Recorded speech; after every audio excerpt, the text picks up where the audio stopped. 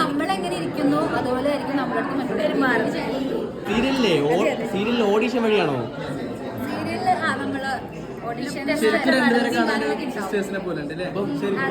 അപ്പൊ ഈ ചേച്ചി ഒരു കാര്യം ചോദിക്കാനുള്ളത്, ഇപ്പം ഓഡീഷനിലൊക്കെ മോശം അനുഭവം ഉണ്ടായ ഒരുപാട് ആൾക്കാരുണ്ട്. ഇല്ല, അങ്ങനത്തെ ഓഡിഷൻ അല്ല. അങ്ങനത്തെ അനുഭവങ്ങൾ ഒരുപാട് പേരുണ്ട്. അപ്പൊ അങ്ങനെ അതിന് ബെറ്റർ ആയിട്ടുള്ള കാര്യം വെച്ചാൽ നല്ല ഓഡിഷൻസ് അറ്റൻഡ് ചെയ്യുക, നല്ല കോണ്ടാക്ട്സ് ഉള്ള, നല്ല എന്താ പറയാ, കുറെ ഈ ഇങ്ങനത്തെ എക്സ്പീരിയൻസ് വരുന്നത് കൂടുതൽ ലോക്കൽ ആയിട്ടുള്ള ആൾക്കാർക്ക്. അതും ഈ സോഷ്യൽ മീഡിയ വഴി ലോക്കൽ പോസ്റ്റേഴ്സ് പോകുന്നുണ്ടോ ഡയറക്റ്റ് കൺട്രോളേഴ്സ് വഴി വരില്ല. എനിക്കൊരു എക്സ്പീരിയൻസ് ഉണ്ടായിട്ടില്ല. ഞങ്ങളിപ്പോ നിൽക്കുന്ന ഓഡീഷൻസ് പറഞ്ഞാൽ ഞങ്ങൾക്ക് നല്ല സേഫാണ്. ഞങ്ങളിവിടെ ഫാമിലിയാണ്.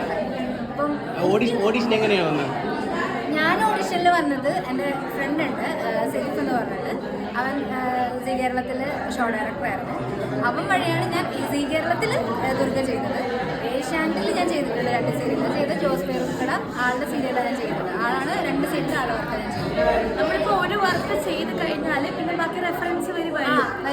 ഒരുപാട് ഇങ്ങനെ അഭിനയിക്കാൻ താല്പര്യമുള്ള കുറെ ആൾക്കാരുണ്ട്. അപ്പൊ ചില ആൾക്കാർ മോശം സിറ്റുവേഷനൊക്കെ വന്നിട്ടുണ്ടെന്ന് പറയുന്നത്.